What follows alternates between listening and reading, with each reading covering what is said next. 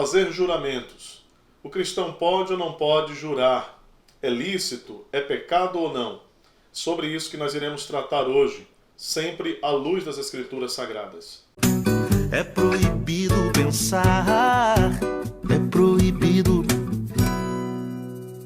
Algumas pessoas estão convencidas de que não devem jurar por coisa alguma, em circunstância alguma. Elas partem das palavras de Jesus no Evangelho de Mateus, no capítulo 5, versículo 33 até o versículo 37, quando ele, falando no Sermão do Monte, ele toca sobre a questão dos juramentos. Ali Jesus diz: não jurem por nada, nem pelo céu, nem pela terra, nem por Jerusalém, nem pela cabeça. E no final do texto ele diz: seja a sua palavra sim, sim, não, não. O que passar disso vem do maligno. Afinal de contas, o que Jesus está nos ensinando nesse texto? De fato, ele está dizendo que o cristão não pode jurar, que jurar é pecado, então estamos proibidos de fazê-lo? Com respeito a isso, nós precisamos compreender com precisão bíblica por que Jesus diz isso, e para isso nós precisamos entender o contexto. Jesus está falando, lidando com os fariseus, especificamente, e a respeito de como eles haviam distorcido os mandamentos de Deus. Os juramentos eram parte da legislação de Deus no Antigo Testamento, e nem mesmo os juramentos haviam escapado das manipulações dos fariseus. Nós devemos lembrar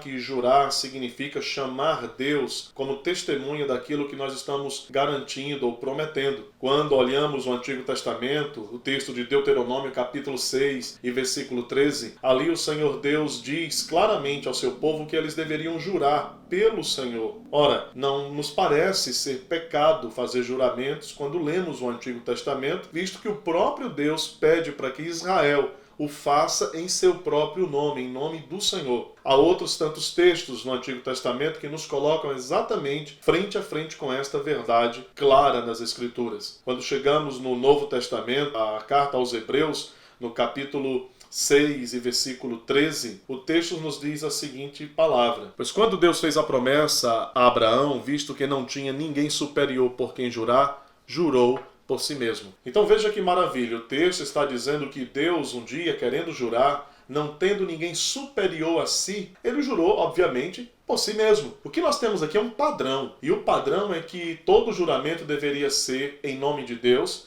porque não há ninguém acima de Deus, não há ninguém melhor do que Deus para ser testemunha de tudo aquilo que se pode dizer e de tudo aquilo que se pode querer garantir firmemente. O contexto no qual Jesus está tratando toca frontalmente com o comportamento e a prática dos fariseus dos seus dias.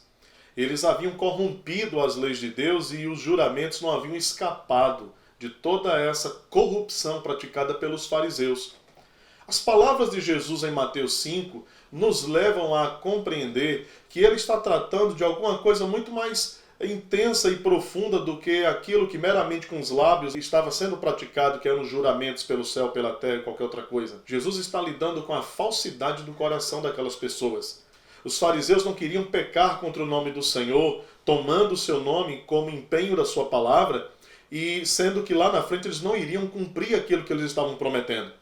Assim, eles imaginavam que jurando pelo céu, por Jerusalém, eles poderiam não cumprir e escapar ilesos do julgamento de Deus, porque afinal de contas eles não estavam pecando. Mas isso não era verdade. Então, quando Jesus diz que eles não deveriam jurar nem pelo céu nem pela terra, Jesus não está proibindo fazer juramentos em nome de Deus, mas ele está proibindo fazer juramento por qualquer coisa ou qualquer pessoa que não seja o Senhor. Jesus está combatendo a banalização com respeito aos juramentos que haviam sido estabelecidos e estavam sendo praticados. Jesus está ensinando que eles não precisavam estar jurando de maneira cotidiana, por qualquer razão. Eles deveriam resguardar os juramentos para questões muito sérias e urgentes. Jesus está dizendo que a vida cotidiana daquelas pessoas, a vida regular daquelas pessoas, deveria ser guiada pela sinceridade, por falar a verdade. Então, no dia a dia, eles deveriam falar sim, sim ou não, não. Eles não precisavam, por exemplo, jurar que eles iriam fazer um determinado pagamento. Eles deveriam empenhar a palavra com verdade, com segurança, não com falsidade.